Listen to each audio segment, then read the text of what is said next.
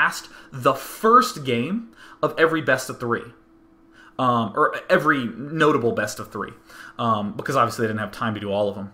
So what would happen is it was me versus Slog. So game 1 was up on stage, and I lost to Slog 4, the Protoss player. And I was like, oh my god. And he like crushed me. It was not even close.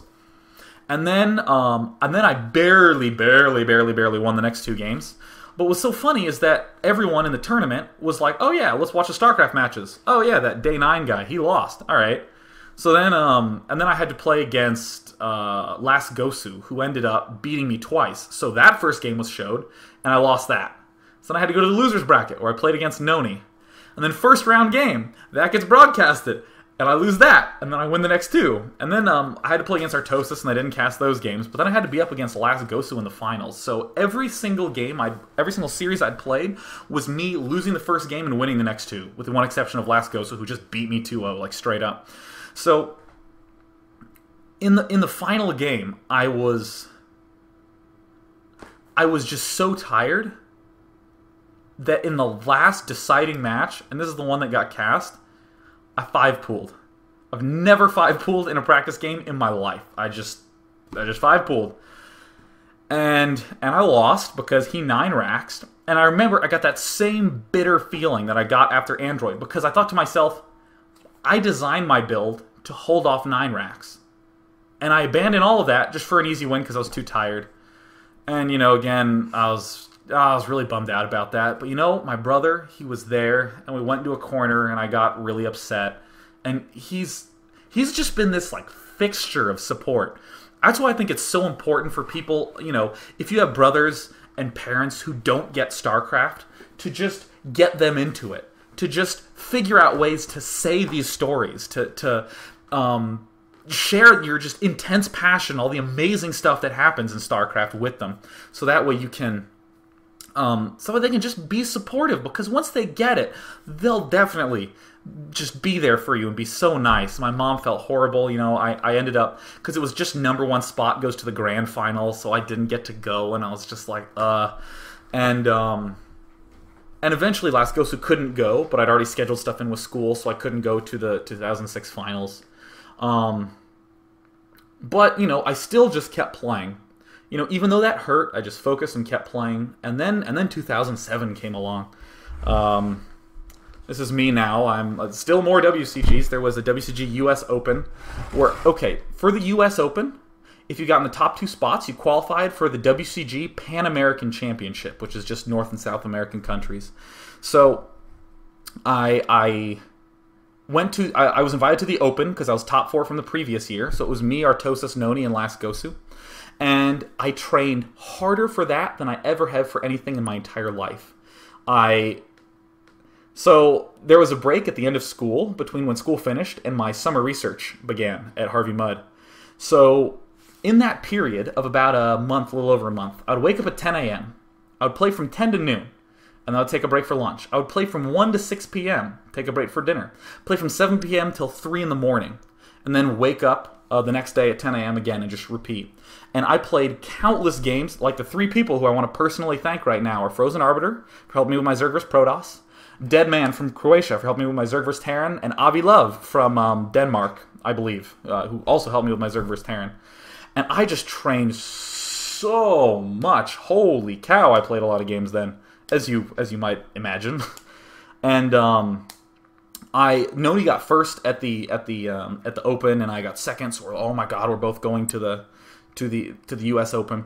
And there's this weird thing. This is perhaps the best feeling that I've ever gotten in StarCraft, like far and away the best. You'll end up in situations where you want to do some sort of skill measuring contest, you know, where it's just like, oh, he's a C+ player. Oh, well, that guy got B- last season. But most people know that those are just loose benchmarks. The B- player could very well take out the C+ player. The C+ player could very well take out the B- player, and vice versa. So there's no reason to claim that one's necessarily better than one or the other. So, you know, they're just these broad categories. So you always have, it's always hard to tell if you have improved. It's easy to say, well, my rank is higher than yesterday, but did you get better?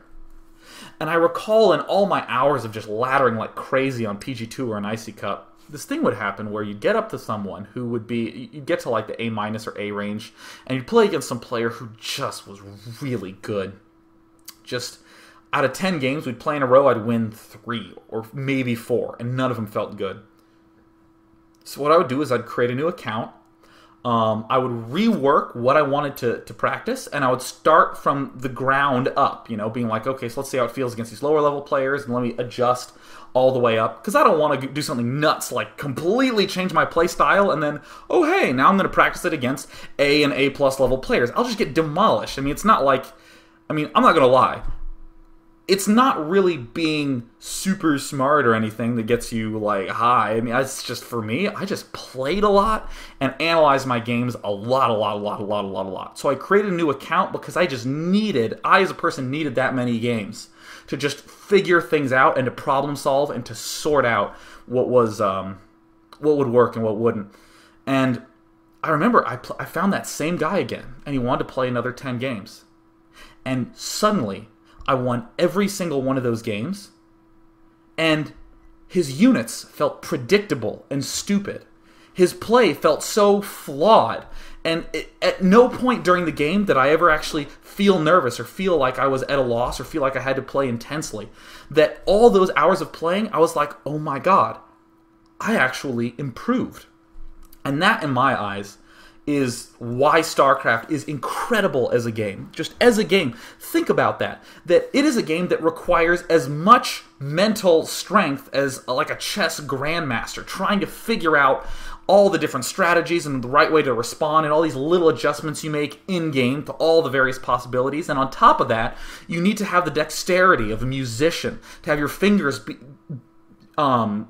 obey your brain. You want them to do what you tell them, right? Which is a surprisingly hard thing to do. Your brain can want it all you want, but if you haven't trained your hands to do it, it's not gonna come together. So you need this like brain and dexterity and merge them together. And that means that if you lose, because it's a game, it's not because, you know, oh, the Russian judge was just feeling, you know, angry today. It's not because, you know, oh, there's this subjective rating system. It's not, you know, agree to disagree. You lost straight up, purely, truly, and only because you did something wrong and he had superior mental strength and defeated you that way. But that also means that when you win, it's not because you got, you know, some sort of cheap opportunity. It's not because your mommy and daddy had a lot of money and paid for you to do it. It's not because you had the right connections or because you were cheap or cheating or anything. It is your fault that you got that good at something that hard. And that, I think, has been just the most instrumental thing that just made me appreciate all StarCraft players is just incredible, incredible people. And just that feeling of, oh my god, I actually got better at something. That is so important and so rewarding, because that's really hard to do nowadays, you know, because in school, kids are just like, all A's for everyone, you know, but now in this harsh environment of StarCraft, you get the chance to prove yourself to yourself.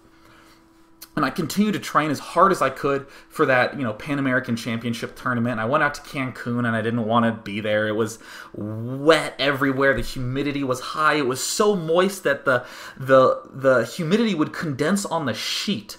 So I would get into a cold, damp bed at night, and I had like food poisoning, you know, because of the water. I got Montezuma's revenge and whatever.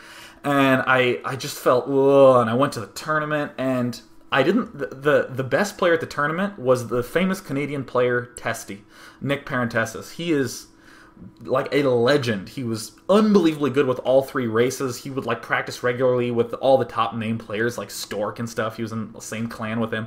I mean, he would even like show me these private replays of him just demolishing